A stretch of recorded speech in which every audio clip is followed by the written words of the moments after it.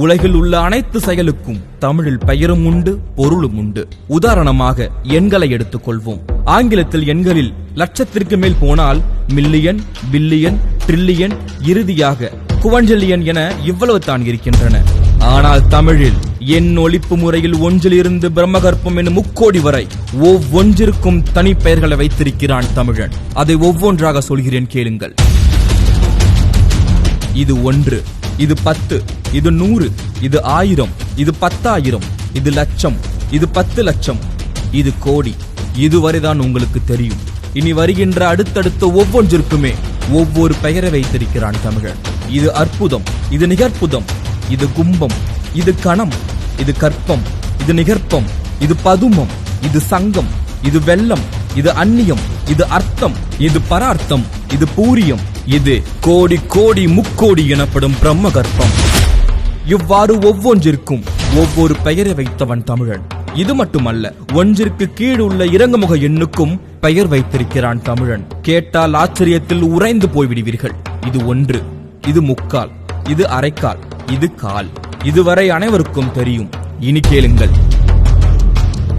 இது 4மா, இது 3 வீசம், இது 3மா, இது அரைக்கால், இது இருமா, இது மாகாணி, இது 1மா, இது 3/4 வீசம், இது முக்காணி, இது அரை வீசம், இது அரைமா, இது கால் வீசம், இது காணி, இது அரைக்காணி முந்திரி, இது அரைக்காணி, இது முந்திரி, இது கீழ் முந்திரி, இது இம்மி, இது மும்மி, இது இன்று நானோ எனப்படும் அணு.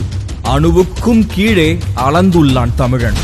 இது குணம், இது பந்தம், இது பாகம், இது விந்தம், இது நாகவிந்தம், இது சிந்தை, இது கதிர்முனை, இது குரல்வளைப்படி, இது வெள்ளம், இது நுண்மணல், இது தேர்த்துகள்.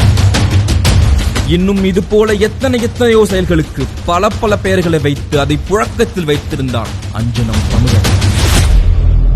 வரலாறுகள் செறிந்த, இலக்கியங்கள் நிறைந்த, தனித்தன்மை பொருந்திய, படிக்க பழக இனிமையான மொழி, செம்மொழிகளின் மூத்த மொழி.